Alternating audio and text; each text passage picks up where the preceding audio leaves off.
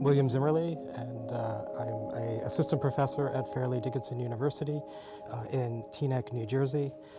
And at Fairleigh Dickinson, I teach courses in cultural heritage, archaeology, history, and religious studies. I first developed the idea as a graduate student. I was looking for a dissertation topic at the University of Pennsylvania. And I was a student at the time in the Near Eastern Languages and Civilizations department. And my first dissertation topic just failed the first 3 months. And so I was not sure, I was really at a crossroads.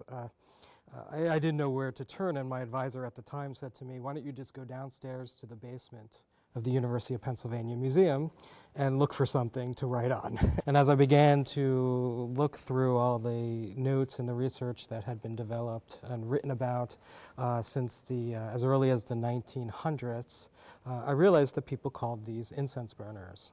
And then I began investigating some more. And I had received one fellowship for my doctoral work on this topic, and then another one.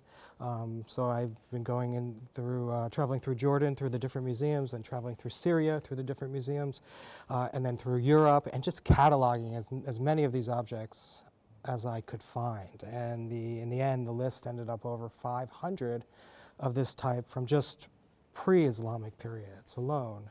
But then I began to think more creatively and concisely and about where these objects could be from. From every one of these periods, Mesopotamia, Levant, archaeologists were arguing who had the first one in world history.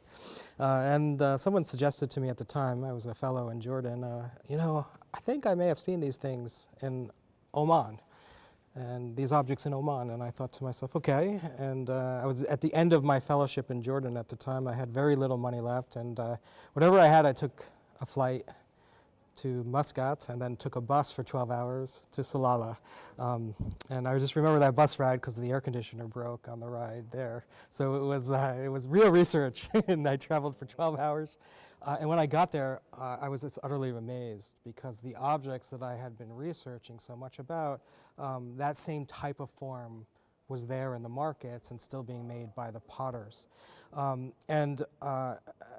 From there, the Sultanate of Oman had a competition for a research award, and I won precisely on this topic of wanting to study the ethnographic form, asking questions how this form came to be, why is it so important, why is it instantly a touchstone, cultural heritage touchstone object in Arabia itself. And really just readjusting the chronology for this form, discovering that the earliest form actually does come from Arabia, about 2200, 2100 BC at Ras El Jins on the coast south of here in Oman.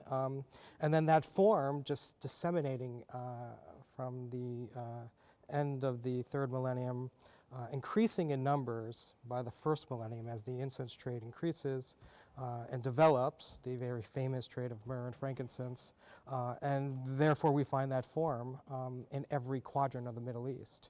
And so when I won this award, then that initiated a full-on study, I think, of what I now call the archaeology of scent. The big research question is, how do we track a trade when it's based on combustibles?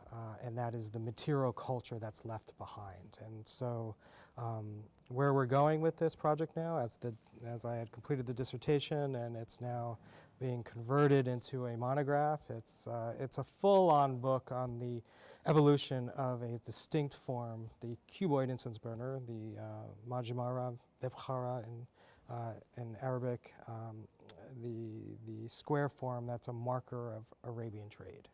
We have different components, so I'm generally an interdisciplinary scholar, so we're looking at the question from every angle as possible. And that means we're combining different methodologies and data sets together to understand why this form is so important throughout history and today. So one of the challenges was the ethnography. It took us 5 years. I'm proud to say now that we're truly a collaborative project. We work with the locals. Women make this form in Oman. We are welcome now into houses.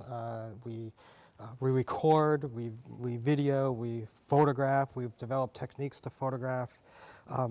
because we can't photograph faces, so we developed ways to photograph, high-resolution ways to photograph just hands and movements and places of the fingers on the pieces of pottery. That's been a challenge all along, and that's been a challenge I think we've overcome many obstacles over the last 5 years, and we still have more to overcome, but we're well on our way to doing it. The other challenge I think we have more recently is I've spent so much time understanding how the form, how it looks, what the form mimetically is. You know, we realized along the ways that the archaeologists couldn't explain the patterns on these things, the designs. And I asked the potters one day, how do you get these designs? And they just took me outside to the mud brick architecture all around them, and they said, we draw our patterns from here. And then I look at the architecture, then I look at the tapestries, and I look at the weaving that's done, and it all starts to come together. And these things, in a way, you can only find that out from seeing them. And so archaeologists couldn't explain these patterns for the longest time. And so we now know where the potters are drawing their designs from, the mud brick houses, and molding and designing those patterns onto clay itself. So we know a lot about the design of the form itself. Now our last obstacle is really what was burned inside of them. So I think that's our main challenge for this project as we move forward is we will be testing residues.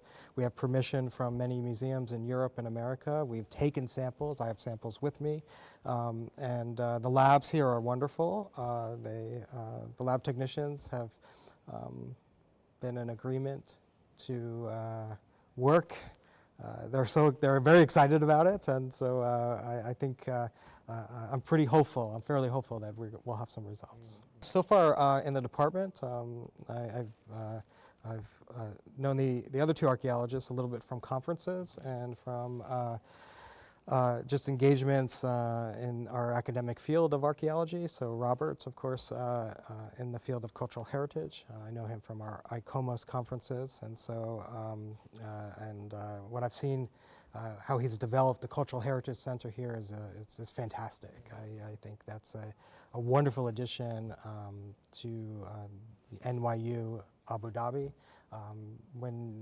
As we know, around the Middle East now, cultural heritage is being destroyed in many parts of the world here. And so in places where it is peaceful, in places where it is safe, in places where the cultural heritage is preserved and conserved and there is interest in it, it's only natural and wonderful to preserve the heritage as much as possible, especially as technology increases. We have all the latest tools to do it, and also as our culture changes with all the challenges around us, how much more we need to narratively collect our past.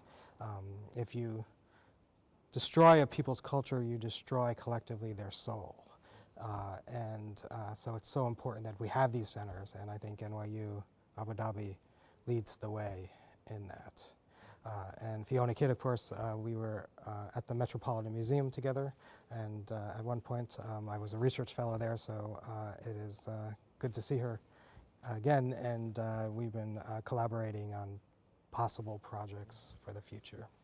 I think it'll say that it's the first of its kind.